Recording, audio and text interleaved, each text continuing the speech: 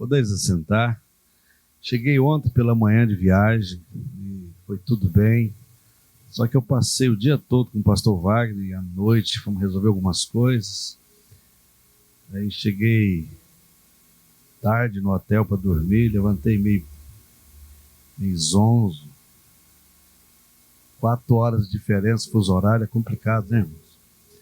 Aí eu tô ali, cansado, ali, pedi uma água pro Samuel, o Samuel me traz uma água, eu bebi. Quando eu fui olhar aqui, tá aqui, pé na cova. Aí eu falei, tô ferrado. Falei, Samuel, você não mijou não, vaso. Tomasse uma água melhor pra mim. Até eu deixo essa água de lado aqui. Parece que eu fiquei, foi pior. 6 horas aí, viu? Aleluia, que bênção, gente. Que coisa boa estar aqui com vocês. É um dia maravilhoso e eu quero desafiar os líderes dessa igreja, né? Sobretudo você que é brasileiro. Nós estamos numa campanha no Brasil, várias igrejas. Nós vamos começar um jejum dia 2 de setembro. Vocês vão começar dia 1º. Só que nós vamos encerrar dia 2 de outubro. Então, estamos gravando um vídeo aí, não sei se já chegou vocês aí, me incluíram nesse vídeo aí.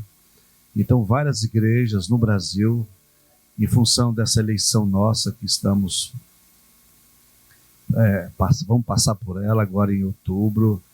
Enfim, essa questão política no Brasil está muito, muito complexa e você que acompanha, quer dizer, os órgãos de comunicação, certo, né? Se você acompanhar os órgãos de comunicação errado, vai dar ruim.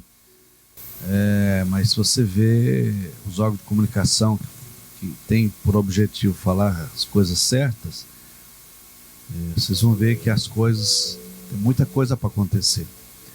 Mas uma coisa é certa, eu aprendi, tudo que está sobre a sua cabeça está debaixo dos pés do Senhor. Então pronto, acabou. A gente entende isso, a gente compreende isso, mas nós precisamos fazer a nossa parte, né? E não tem nada, irmãos, nada que se compara à oração e ao jejum. Uma pessoa perguntou a um sábio, dizendo para ele, qual que é o mais importante? A oração ou o jejum? Melhor, a oração ou a leitura da palavra de Deus? Eu vi o pastor desafiando vocês a ler a Bíblia, Novo Testamento. Aí esse sábio respondeu para esse rapaz dizendo, é simples, é você perguntar a um pássaro, qual que é mais importante para ele? A asa direita ou a asa esquerda? Né? Então não funciona.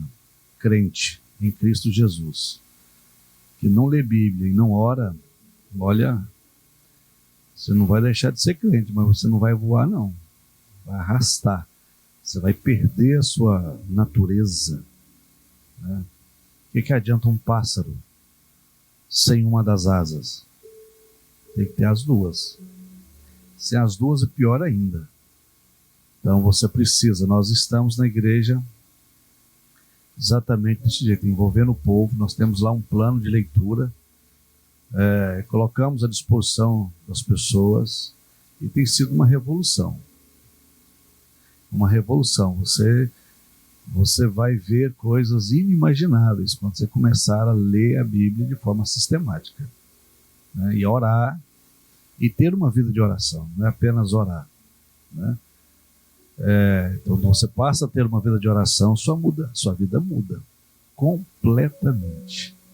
Não há nada, irmãos, nada que se contrapõe a uma vida de oração e de leitura da Bíblia Sagrada. Se você está precisando de vitória, então o segredo é esse. O segredo não é fazer igual muitas pessoas obesas fazem, né? Faz um sacrifício louco, emagrece 20 quilos em 30 dias, mas daqui a pouco engorda 60 quilos em uma semana. Não resolve nada, não é isso. A leitura da Bíblia e a vida de oração, ela tem que ser contínua. Contínua. Porque os ataques satânicos na nossa vida é contínuo.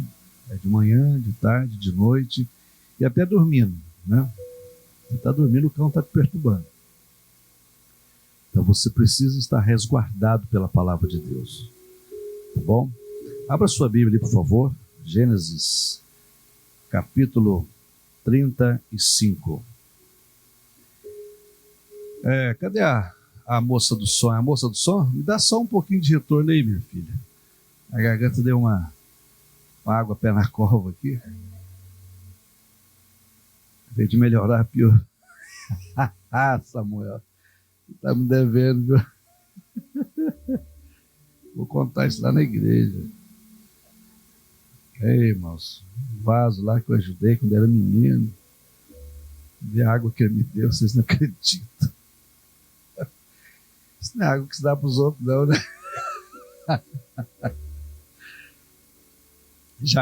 Gênesis 35, a partir do verso 14. Cafino, gostei do seu design, viu, meu filho? Ficou bem. Muito bem. Só fazer um implantezinho agora em cima aí. Vai. Aí nós vamos ficar parecidíssimos. A esposa que gostou. Acostuma, varão. Vai ficar bonitão. Top das galáxias, o vaso aí. Ai, ai, ai. Eu tive que fazer um jejum para minha mulher também. O jejum quebrou todas as correntes e Deus fez a obra. A partir do verso 14, Gênesis 35. Jacó levantou uma coluna de pedra no lugar em que Deus lhe falara, e derramou sobre ela uma oferta de bebidas e a ungiu com óleo. Jacó deu o nome de Betel ao lugar onde Deus tinha falado com ele. Eles partiram de Betel, e quando estavam a certa distância de Efrata, Raquel começou a dar à luz com grande dificuldade. Não vai ser o caso, né, da Valdirene. Vai ser rapidinho. Enquanto padecia muito tentando dar à luz, a parteira lhe disse: não tenha medo, pois você ainda terá outro menino. Já a ponto de sair-lhe a vida, quando estava morrendo, deu ao filho o nome de Benoni, mas o pai deu-lhe o nome de Benjamim.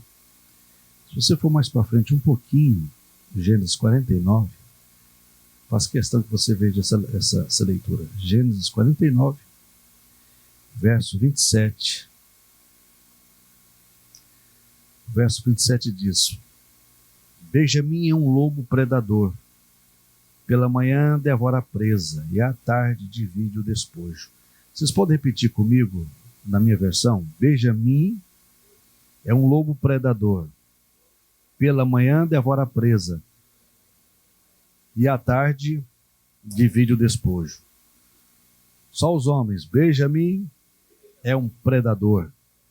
Pela manhã devora a presa, e à tarde divide o despojo. Eu creio que todos já ouviram, já leram essa história, e ela é muito interessante.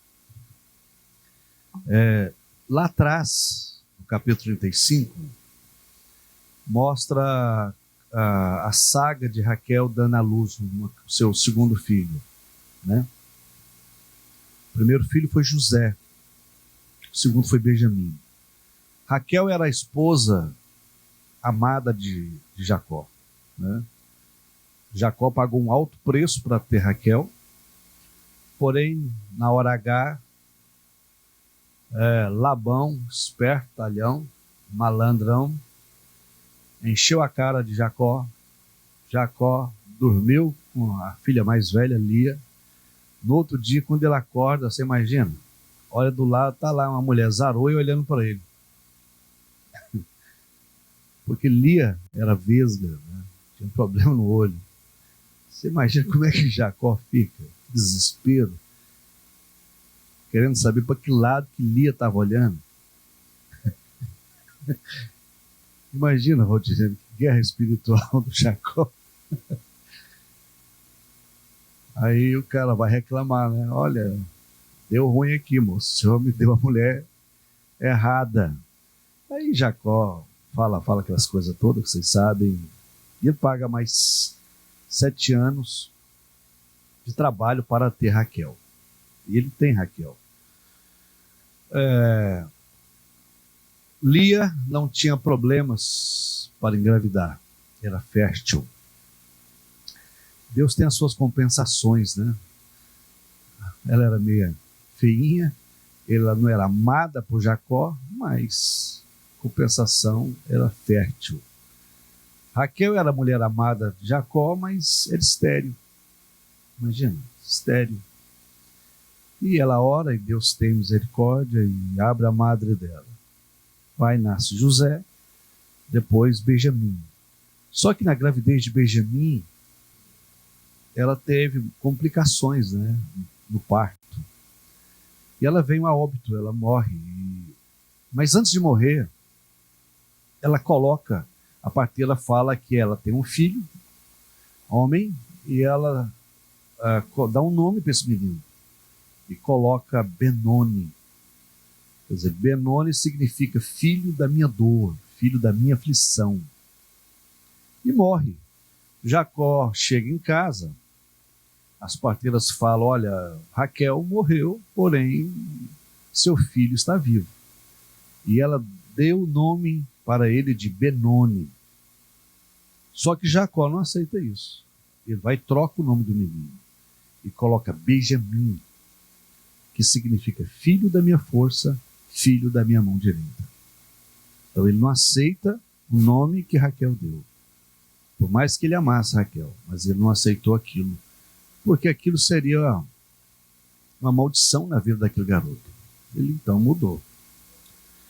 Ok, lá no capítulo 49 de Gênesis, Jacó já está no final dos seus dias,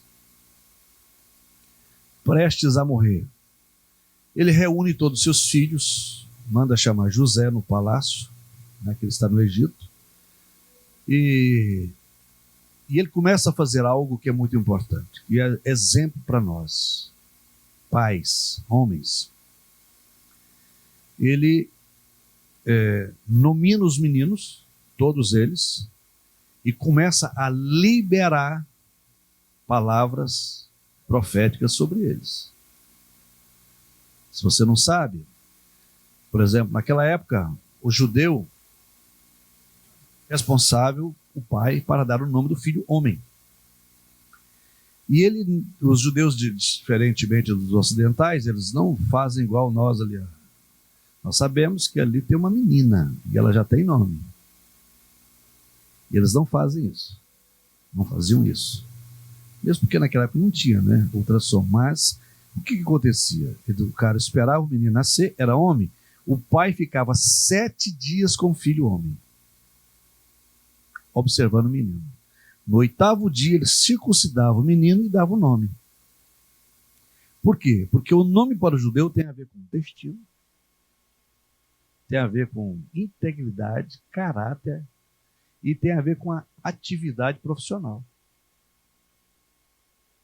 Então o cara já definia a atividade profissional do menino, destino do menino, profeticamente.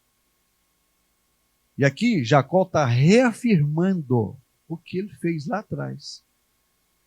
Só que ele sente a necessidade de fazer isso, porque agora ele está no Egito. Agora ele teme pela vida dos seus filhos.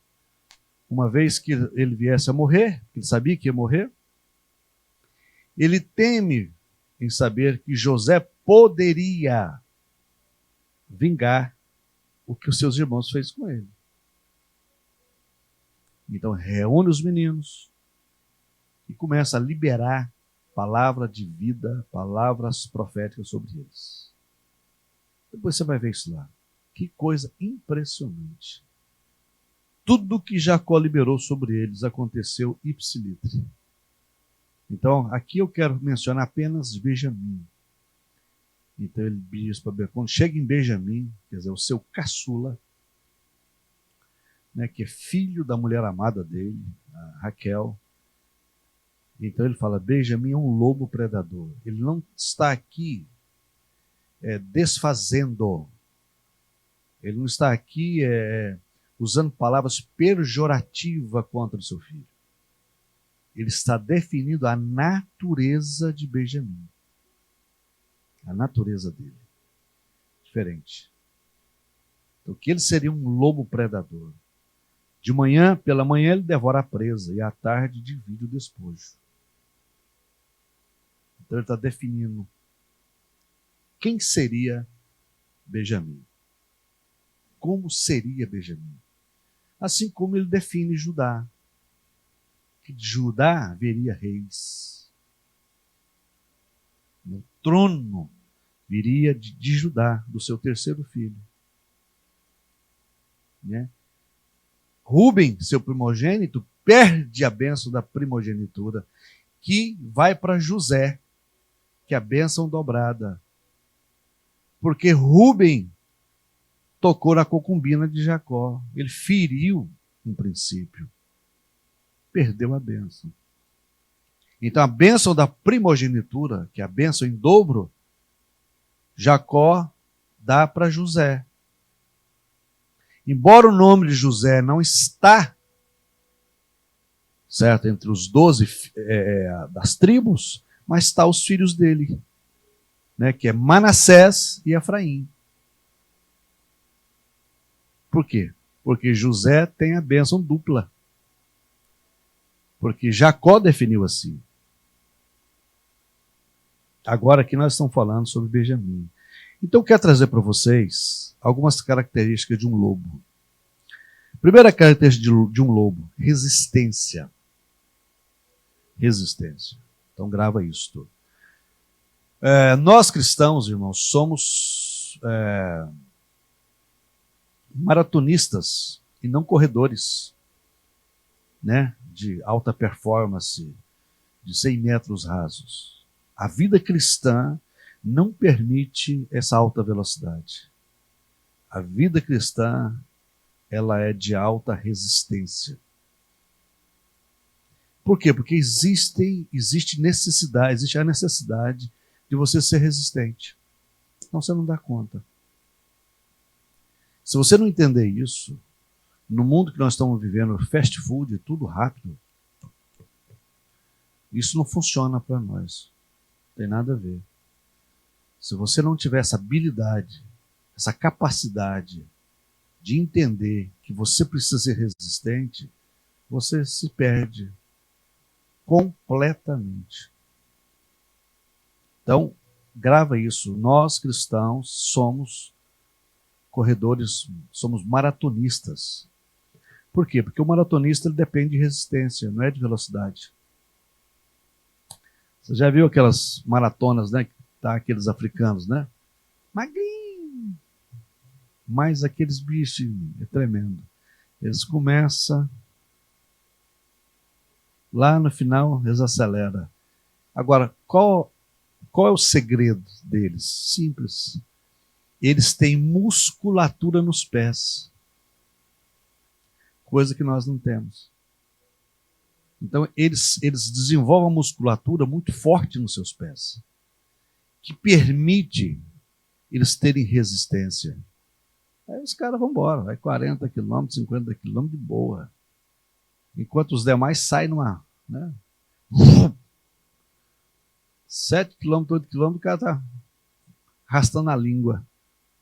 Porque não tem resistência. E eles não. Eles vêm na mesma passada. Faltando 5 quilômetros mais ou menos, em via de regra, o que acontece? Aí eles aceleram, porque eles têm essa capacidade. A vida, irmãos, não é importante apenas começar bem. Na vida, o que é mais importante é você terminar bem. E como? Você tem que ter resistência. Para aprender a passar pelas dificuldades do dia a dia. Para aprender a enfrentar os desafios que são inerentes à vida. Porque todas as provas que Deus permite eu e você passar, elas têm um só propósito. Sabe o que é? Gerar resistência em você. Gerar musculatura. Só que a gente apavora, né? Desespera, entra em crise.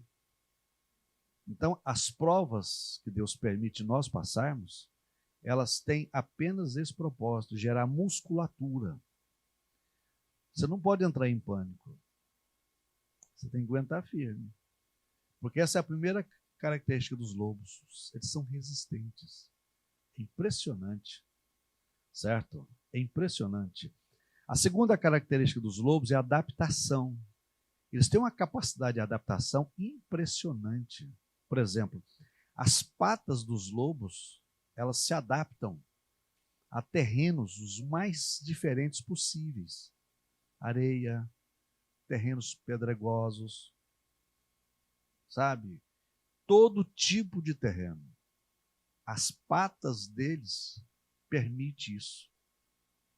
Facilita a adaptação deles. Então nós precisamos de aprender isso, né? Olha bem, olha o que o apóstolo Paulo fala. Que coisa impressionante. Filipenses 4:12. A gente só leu 13, mas tem que ler o 12. Por quê? Porque o 12 diz o seguinte: sei o que é passar necessidade e sei o que é ter fartura. Aprendi o segredo de viver contente em toda e qualquer situação. Seja bem alimentado, seja com fome, tendo muito ou passando necessidade. Aí a gente só lê isso aqui. Tudo posso naquele que me fortalece. Pode? Pode. Mas você tem que ler o 12. Aprender a passar necessidade. Aprender a ter abundância. Estar contente. Estar triste. Saber viver nos dias bons e saber viver nos dias maus. Saber viver bem no inverno e saber viver bem no verão. Se você morrer no inverno, não resolve nada. Se morrer no verão, piorou. Então você tem que aprender o que é adaptar-se. Então essa é a capacidade dos lobos. Segunda capacidade que eles têm é adaptação. Terceira característica que eles têm, influência. Sabiam? Aonde eles deixam, por onde eles passam, eles marcam o seu território. Impressionante. Eles têm uma capacidade de marcar seu território como nunca. Edmund Bacon, um inglês britânico, esse cara diz o seguinte, ele é um arquiteto internacionalmente conhecido: uma cidade torna-se grande quando seus habitantes desejam alcançar a grandeza. Certo? Não é a pobreza, não é a miséria, não é a ignorância que vai gerar influência na vida das pessoas. Nada disso. É a capacidade que você tem. Que Deus te dá. Inteligência, habilidade, recursos. Que você vai gerar influência. Diferentemente de muitas pessoas que pensam que dinheiro é do diabo, nunca foi, irmãos. Nunca foi.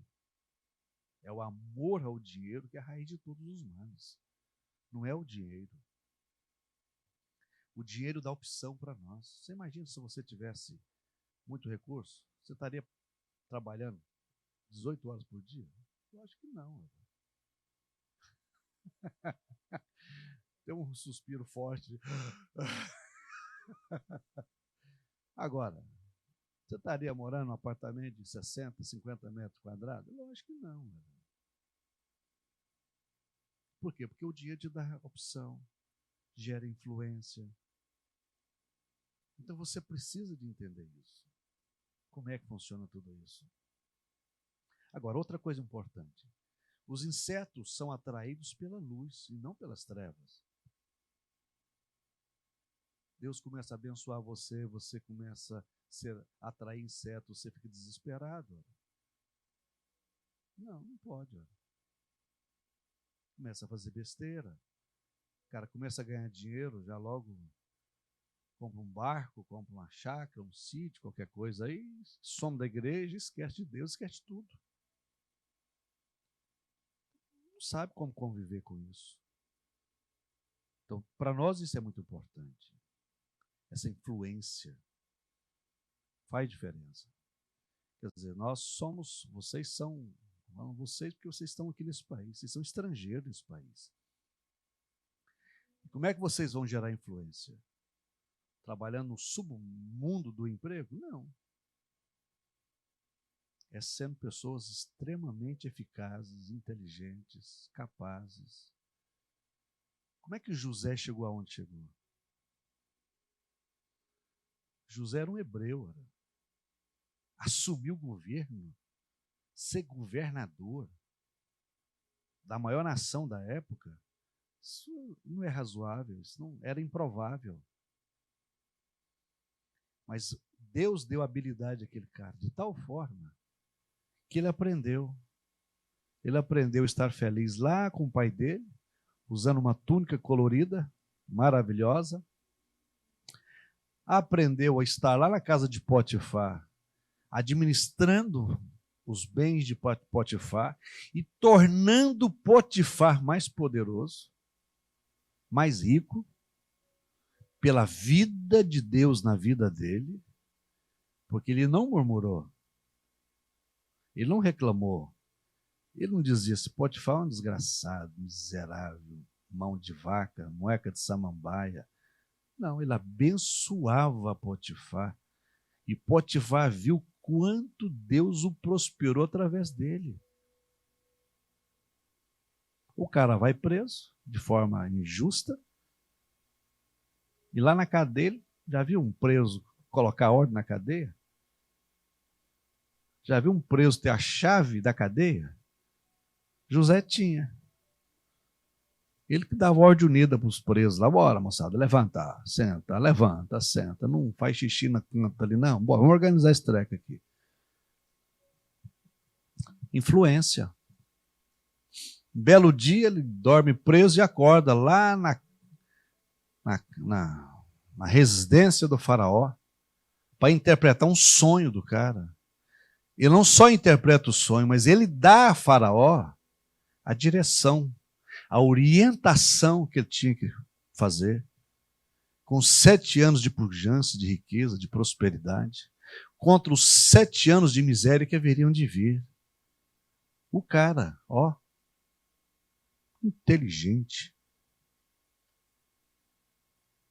O faraó ouviu aquilo, falou para os seus assessores, teria alguém no nosso meio com maior capacidade do que esse moleque? Não. Então é ele que vai ser o governador. Por que governador? Porque ele não podia ser vice-faraó, não podia ser faraó. Nunca. Mas ele podia ser governador. Influência. Baseado em quê? Na vida dele com Deus. Aprendeu. Aprendeu nos dias difíceis, nos momentos difíceis. A gente tem que aprender isso. Isso tudo para nós é importante. Outra característica dos lobos, supersentidos. Os lobos têm supersentidos. Como? Eles conseguem desenvolver o seu olfato de forma excepcional. A audição deles é extraordinária. A visão noturna deles é maravilhosa. Então, eles conseguem desenvolver esses 3 órgãos do sentido tão maravilhosamente que faz deles diferença. Torna eles uma espécie tremenda. Agora, isso aqui tem tudo a ver conosco. Se você não consegue desenvolver bem o seu olfato, quer dizer, muitos, por ocasião da Covid, perderam o olfato. Aí, já viu uma pessoa sem olfato? Como é que você consegue comer uma picanha, irmãos? Com aquela gordurinha extraordinária? Não dá, né? Tanto faz você comer uma picanha como uma borracha, é a mesma coisa, sem olfato. Mas com olfato, tudo é diferente. Você não pode perder o seu olfato. Onde você chega, você tem que perceber as coisas. Ó. O que você está comendo? Você tem que saber. Ó. Vai te envenenar? Vai, então joga fora. Os seus ouvidos, você tem que saber para quem você empresta os seus ouvidos. Ó. Às vezes você empresta os seus ouvidos para pessoas que não faz sentido. Ó. Gente doente. Ah, mas eu estou decepcionado porque a igreja não podia ser assim. Ei, escuta. Essa decepção sua não vai tocar o coração de Deus hora nenhuma. Sabe por quê? Porque a igreja é um hospital. A igreja não é galeria de heróis, irmãos. Igreja é lugar de gente doente. Não é assim que Jesus disse? Eu vim para os doentes, não para os sãos. Se você cria expectativa de ver a perfeição no meio da igreja, você está enganado. Completamente enganado. Se você desvia, afasta, desanima da sua fé, do seu credo, da sua expectativa, dos seus sonhos, dos seus planos por causa de gente na igreja, você não merece alcançar o que Deus tem para você. Porque você está criando expectativa com pessoas erradas, ora. A sua expectativa tem que estar nele. 100% nele. E não nas pessoas. As pessoas falham. As pessoas nos decepcionam. As pessoas nos traem. Nos abandonam. E por causa disso eu vou deixar de crer na promessa de Deus na minha vida? É lógico que não, ora. Ninguém tem poder e autoridade para fazer nada contra a minha vida que não tenha a permissão dele. Acabou. Então você precisa desenvolver isso. Certo? A sua visão tem que ser perfeita. Ora. Você tem que enxergar além das coisas. E essa visão aqui é discernimento de espíritos que Deus dá a nós, ora. Para você enxergar por trás de uma fala, por trás de uma conversa fiada, qualquer coisa. Essas coisas nós precisamos. Nós temos essa necessidade. Eu aprendi uma coisa importante, eu quero que você grave isso: ser surdo, ser cego, separa as pessoas das coisas. Ser surdo separa as pessoas das pessoas. Quando você não dá ouvido a Deus ou a alguma orientação, separa você das pessoas. Você já viu quando você ajuda uma pessoa, tenta ajudar uma pessoa e não está nem para você, resolve o quê? Nada. Então vai embora, deixa de lado. Ó. Divide naturalmente. Agora, ser cego separa as pessoas das coisas. Fato. Agora, ser surdo separa as pessoas das pessoas. Então aprenda a desenvolver a sua audição. Aprenda a emprestar o seu ouvido para as pessoas certas. Certo? Aprenda a não se decepcionar com coisas que é normal da vida. Você tem que amadurecer. Por que esses lobos têm super sentido? Porque eles conseguem desenvolver isso aqui. Mestre de vida, eu ouço alguém: pastor, estou afastado da igreja, eu desanimei da fé, porque eu fui traído na igreja, alguém me passou para trás. Mas ele está achando que está onde? Está no céu? Não, irmãos, nós estamos no meio de gente. Lamentável, porque tem pessoas que no nosso meio que não crescem nunca.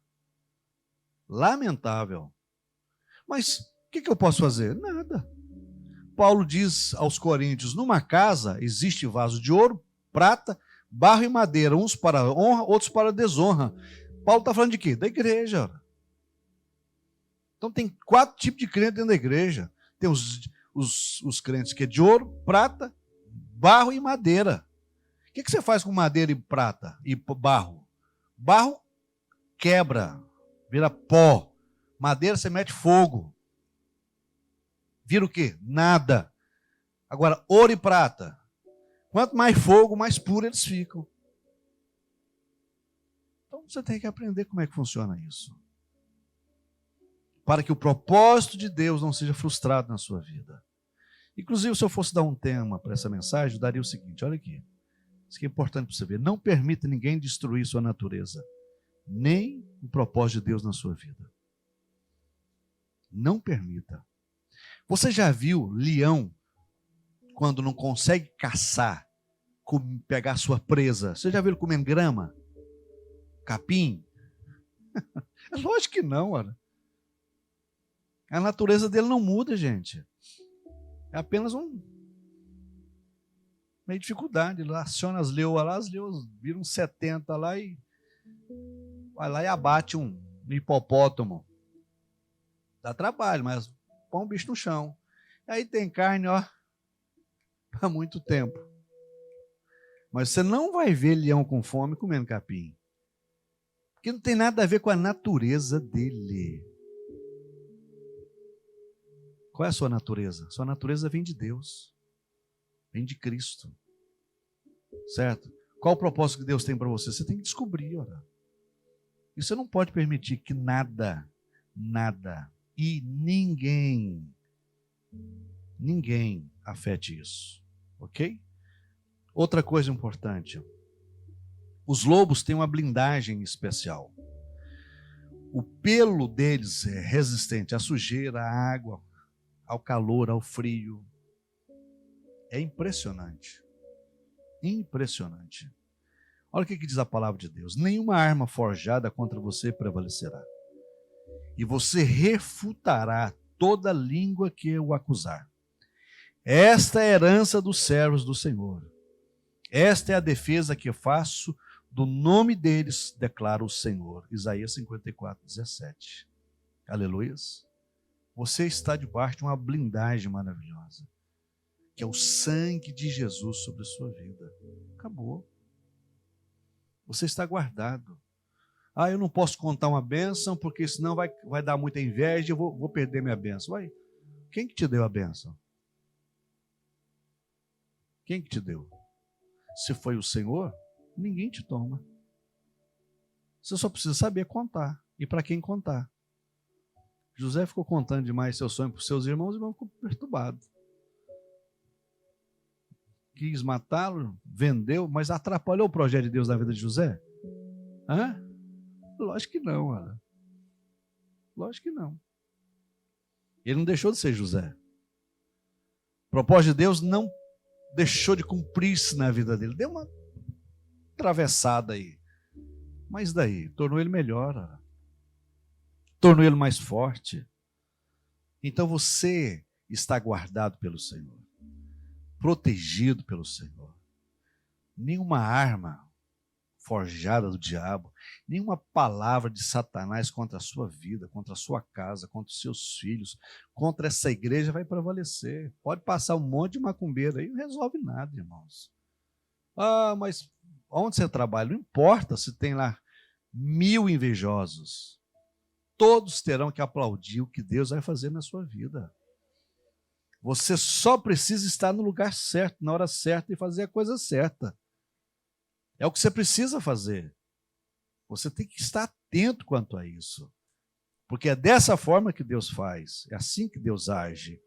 Outra coisa, outra característica do lobo, ele é autocura. Eu não sabia disso, aprendi. A saliva do lobo é curativa.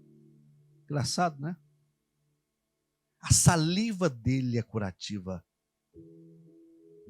Em outras palavras, traduzindo isso para nós, a sua boca tem vida, sua língua tem vida e tem morte. O que o provérbio diz? O que você imagina, acontece. Está na palavra. Ah, mas vai dar tudo ruim hoje. Vai dar ruim mesmo. É lógico que vai. Você está profetizando. Eu tinha uma mania, vou contar para vocês aqui, confessar meu pecado. Todas as vezes que eu viajava, tanto nacional como internacional, eu sempre falava, a minha mala é a última, e a minha mala sempre era a última. Treva.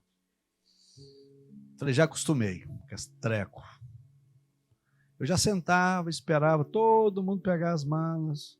Aí chegava a minha lá sozinha. Eu falei, olha, inimigo. Eu falei, vamos mudar esse negócio. A minha mala vai ser as primeiras. Quero nem saber. Primeira vez que eu falei isso, a minha mala foi a segunda mala a sair lá na esteira. Eita. Assim como eu imagino, assim é.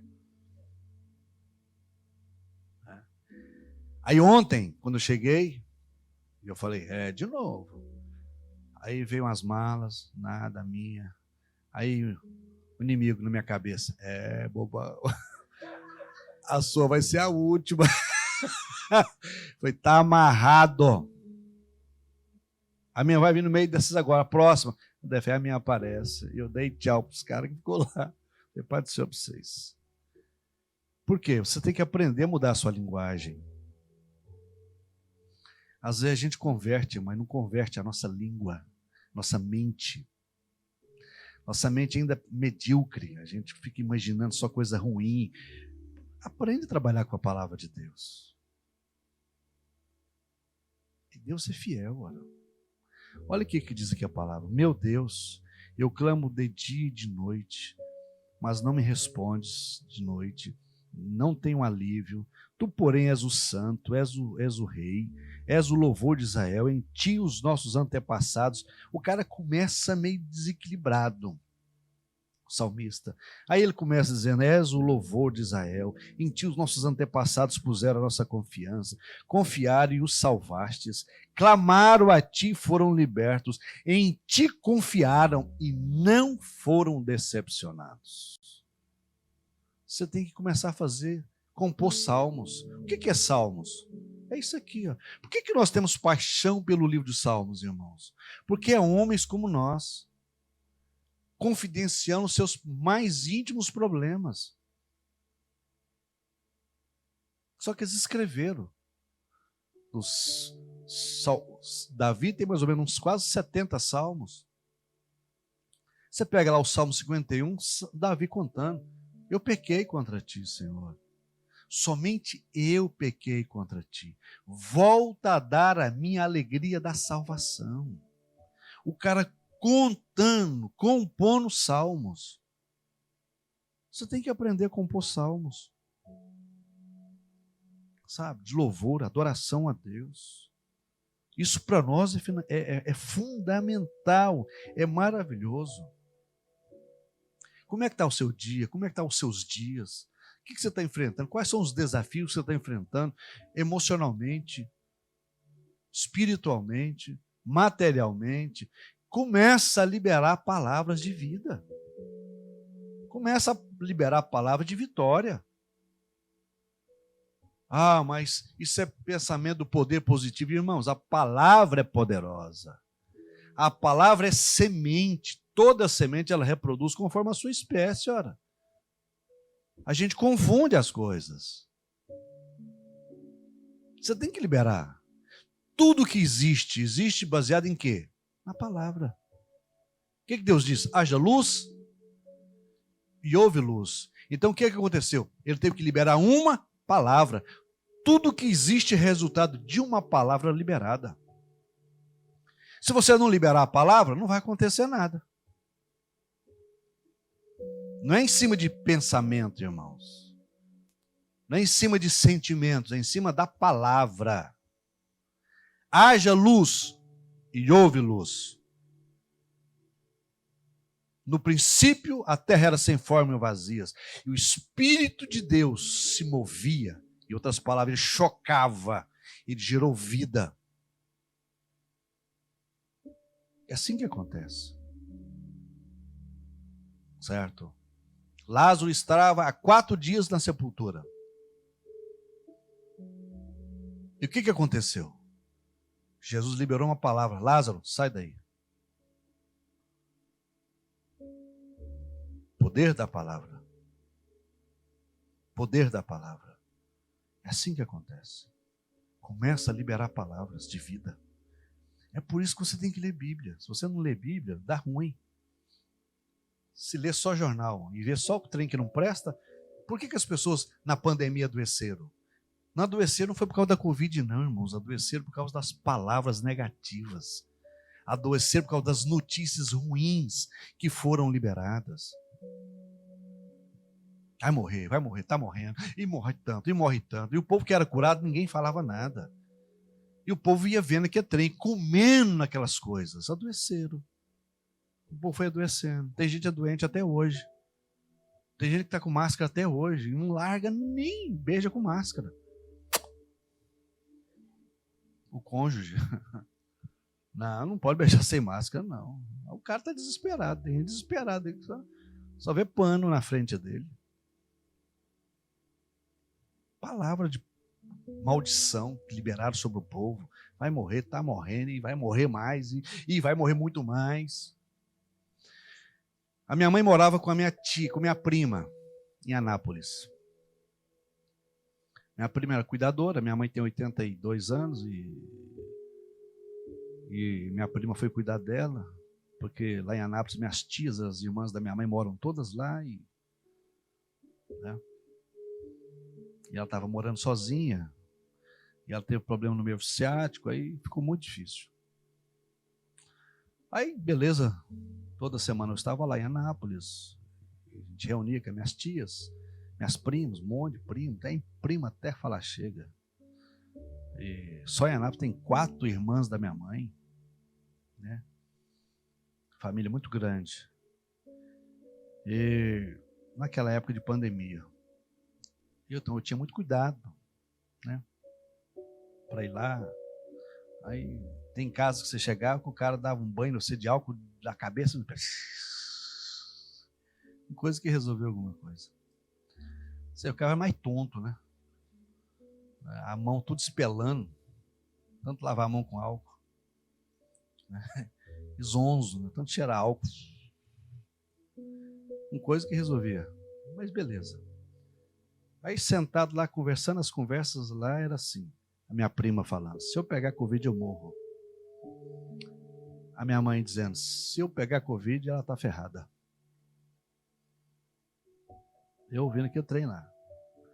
Um dia minha prima pega Covid. Meu primo pega Covid, os filhos da minha prima pegam Covid e minha mãe pega Covid. E todo mundo preocupado com a minha mãe. A única velha que tinha lá, né, com diabetes, problema de coração, pressão alta. 15 dias depois, minha prima morre. 3 dias depois, a minha mãe sai do hospital. A médica do hospital liga para mim dizendo, tira essa mulher daqui, tá dando ruim.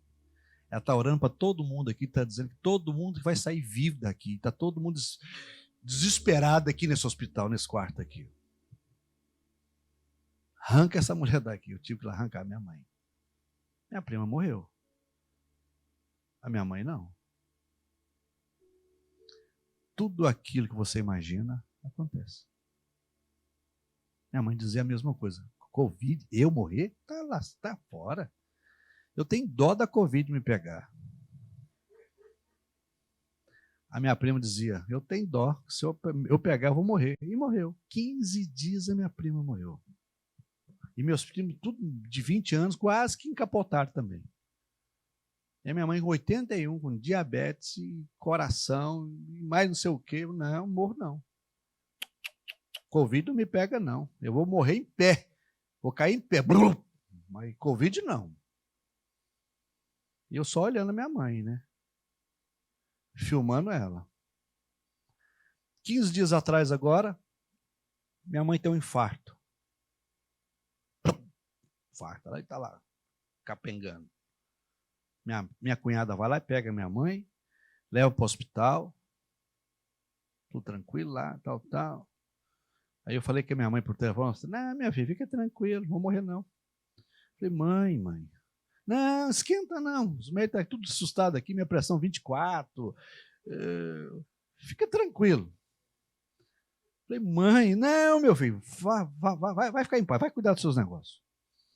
3 dias depois, a UTI diz, libera, tira essa mulher daqui, que ela está com pronta, maior fuzuê nessa UTI aqui.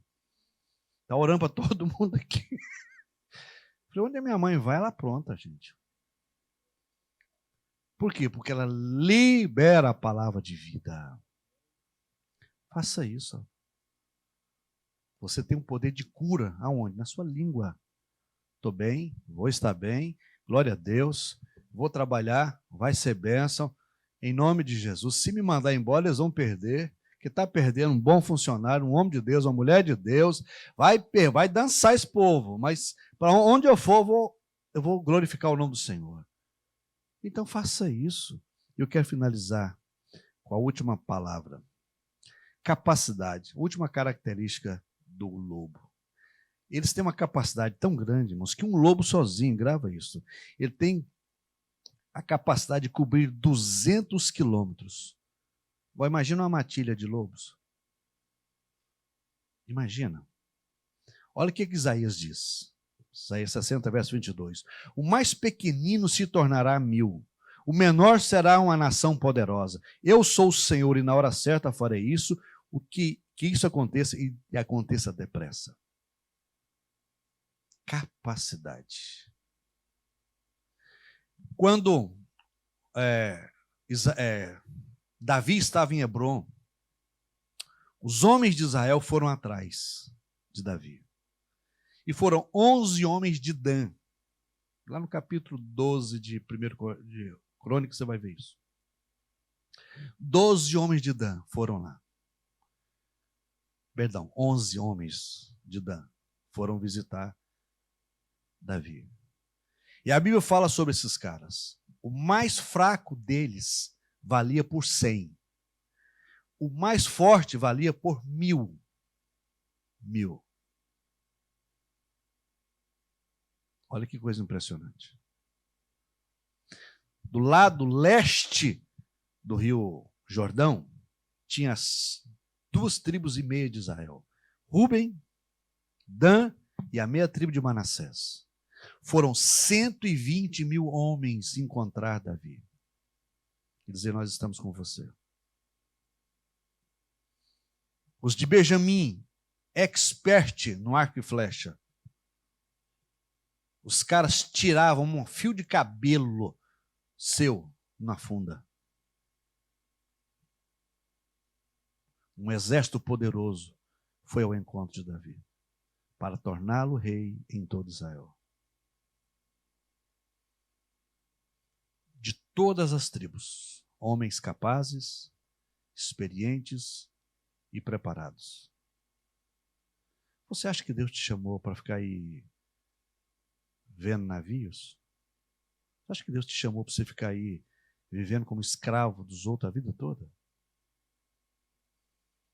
O que você não entendeu até hoje é para qual propósito Deus te chamou. O dia que você entender, as coisas mudam. O pastor Miles Moro diz o seguinte, que a maior importância na vida de um homem é você descobrir a sua autoridade. Em outras palavras, é você descobrir qual o propósito de Deus para você.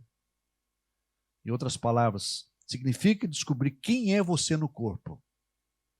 Enquanto você não entender isso, você está perdido. Porque talvez você é dedo e está achando que é braço. Não funciona. Dedo não é braço. Talvez você é fígado e não olho. Eu quero ser olho e verde ou azul. Olha que coisa tremenda. Olho verde e azul chama a atenção. Chama ou não chama? E fígado chama a atenção?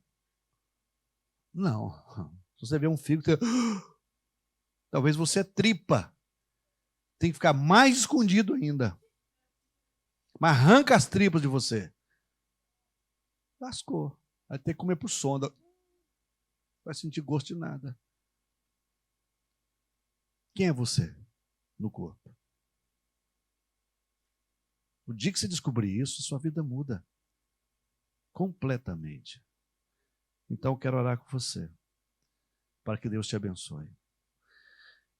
Eu estava orando essa manhã e Deus me tocou no coração para orar para os lobos dessa igreja.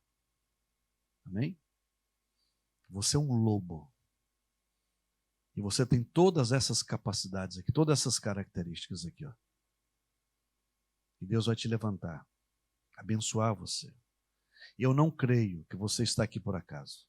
Não creio que você está nesse país por acaso. Não creio que você está na região errada. Não creio que você está na igreja errada. Não creio que você está no lugar errado. Não creio que você trabalha no lugar errado. Não creio. Não creio nada disso. Eu creio que você está na região certa dessa cidade.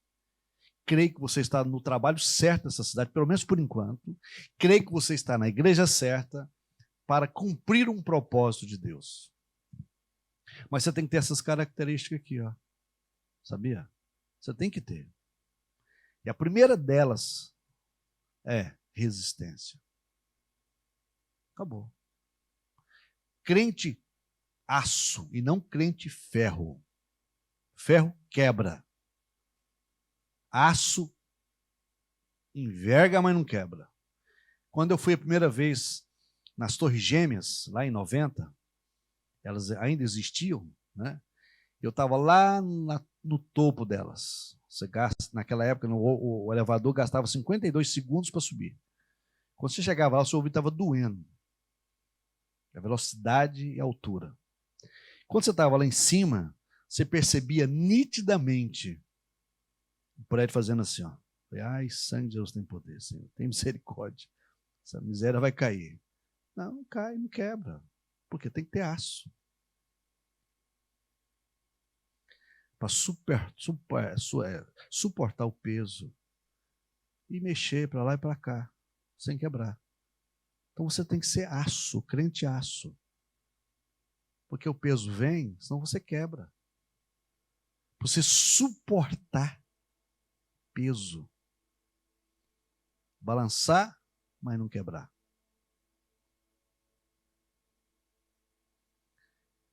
E assim você entende como é que funciona a vida e assim você vai cumprir o propósito de Deus. Vamos nos colocar de pé? Eu quero chamar só os homens aqui na frente. Se você tem dúvida, pode ficar aí. Olha, Samuel, vem ou não vem, Samuel? Esse corpinho de bailarina russa aí, varão. Vem cá. Ei, glória a Deus. Escutem, gente. Nós precisamos disso.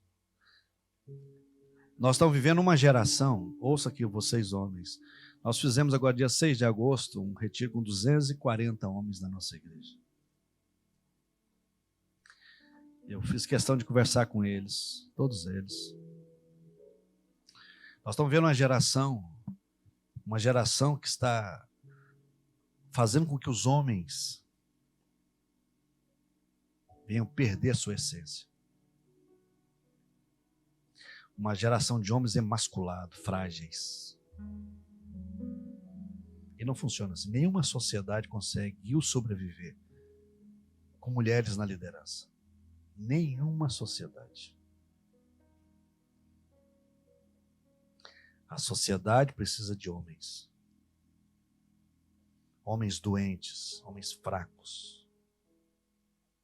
Que Deus não pode contar com esses caras, ora. Vem cá, cabeludo, que eu no meio aqui que ungi você.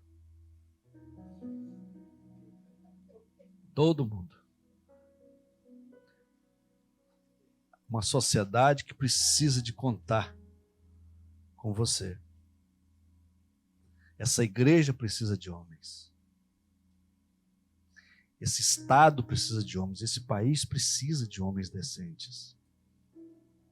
Deus precisa de você. Sabia? Deus precisa de você. Seus filhos precisam de você. Os que são casados aqui, sua esposa precisa de você. Nós precisamos disso. Semana eu estava conversando com um rapaz da nossa igreja que estava dizendo para mim, pastor, lamentavelmente, eu que cuido do meu pai. Meu pai é desestabilizado, descabiciado, desmotivado, desvalorizado. Não, tem que mudar isso. Você tem que dar rumo para a sua casa, destino para a sua casa. Você precisa fazer isso. Eu tenho filhos. Eu tenho uma esposa. Sou pastor de uma igreja que só no local, a igreja local tem 2.000 pessoas. Mas um monte de outras igrejas. Certo? Quase que semanalmente eu falo com o pastor Wagner. De vez em quando Deus fala comigo, eu ligo para ele, ó, faz assim, faz assim, faz assim. E ele sabe, quando ele precisa, ele pode contar comigo. Não poucas as vezes ele me ligou pedindo orientação. Homem precisa de homem. E quando Deus quis criar uma nação, ele não chamou uma associação de gente, de pessoas. Ele chamou um homem velho com uma mulher velha e, pior, a mulher estéril. Mas o cara era macho. Abraão era um homem de altares. Altares. Leal a Deus.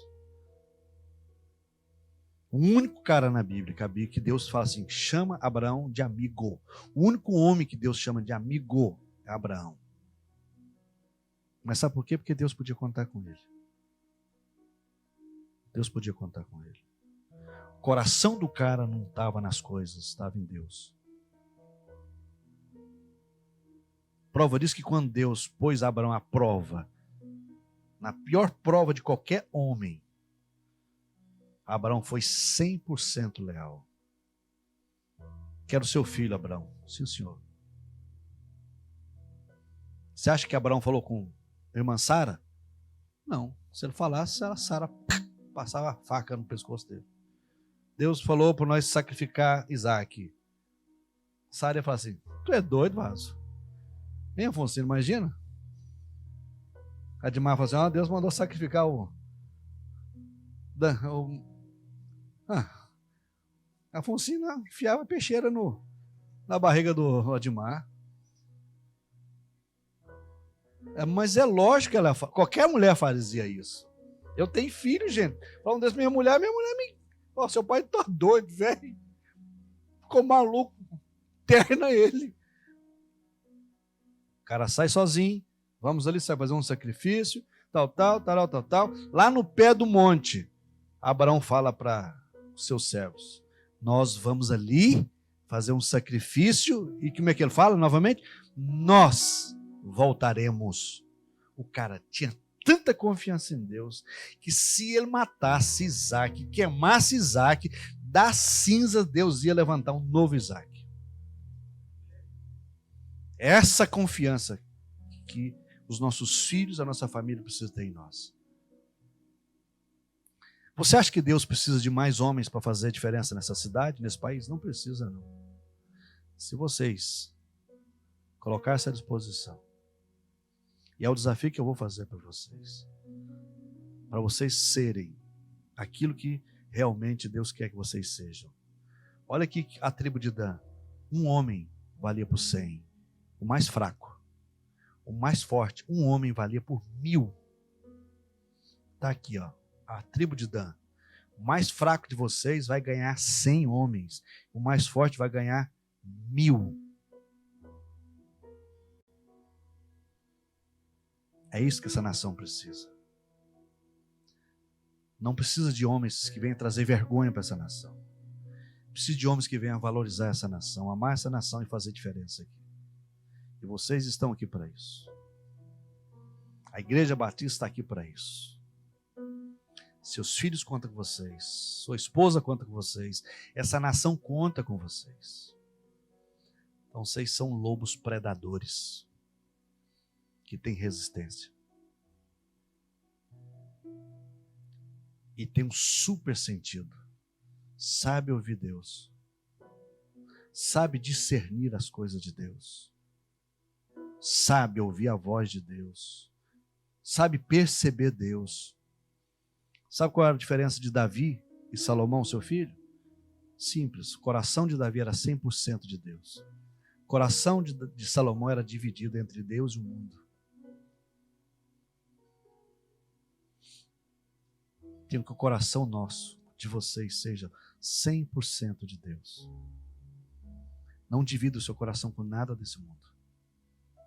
E Deus te dá o mundo. Se você dividir o seu coração com o mundo, você perde Deus e o mundo. Mas se seu coração estiver 100% em Deus, você não perde Deus. E Deus coloca o mundo aos seus pés. Foi o que Deus fez. Todas as nações curvaram-se diante de Davi. No final da vida de Salomão, Deus, eu vou poupar você por causa do seu pai. Você não merece, mas eu vou poupar você por causa do seu pai. Mas os seus descendentes vão se ferrar. Então o mundo vai curvar-se diante de nós. Se essa nação vai curvar diante de vocês, se o coração de vocês estiver em Deus, eu vou abençoar vocês. Vou ministrar na vida de vocês. Para que Deus levante você a partir de hoje. Para que você seja valente nessa nação. Para que Deus te dê força, graça, sabedoria, inteligência. Para que Deus fortaleça você, seu ânimo. Todo desânimo vai cair por terra. Toda angústia vai embora. Deus vai levantar você. Pai Celestial, eu abençoo esses homens que estão aqui, Senhor. Aqui está o melhor que o Senhor tem dessa nação. Eu os abençoo. Jacó disse para o seu filho Benjamim: Benjamim, você é lobo predador, Benjamim. De manhã você vai à caça. Aleluias. Eu abençoo esses homens, ó Pai. Eu declaro o seu cuidado com esses homens. Espírito Santo de Deus, seja com esses homens. Sustenta esses homens, Pai.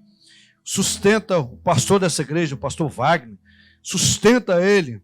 Em nome de Jesus, Pai. Eu declaro um tempo novo para essa igreja, em todos os níveis, em todos os aspectos, ó Pai.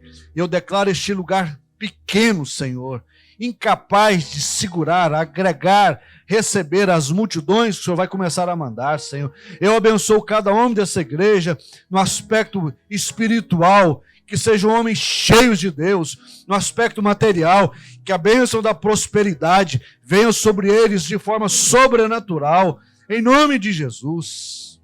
No aspecto emocional, homens fortes, ó Deus, valentes, ó Pai, em nome de Jesus. Em nome de Jesus, em nome de Jesus, Pai, assopra sobre esse povo, ó Deus, sobre essa igreja, um vento diferente, um vento novo, Pai, que vai levá-los a alto nível espiritual, em nome de Jesus, Pai, em nome de Jesus, em nome de Jesus, em nome de Jesus.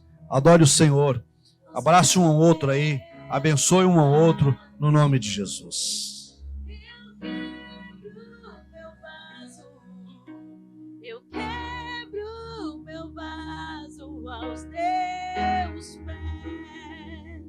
Aos pés do meu amado, eu quebro meu vaso, eu quebro meu vaso aos teus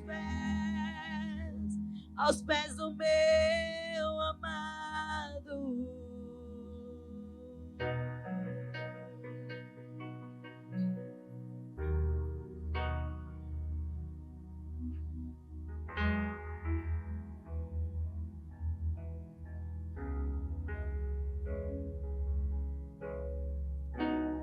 Aos teus pés estou,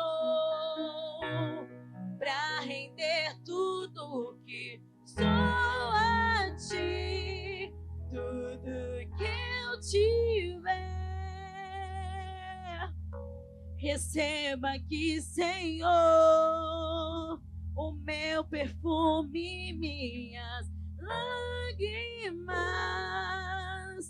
que vão cair. Basta olhar no teu rosto, fui perdoado logo que te vi. E todos os meus tesouros vou derramar diante de ti. Eu quebro meu vaso, eu quebro meu vaso aos teus pés do meu amado. Eu quebro meu vaso, eu quebro meu vaso aos teus pés.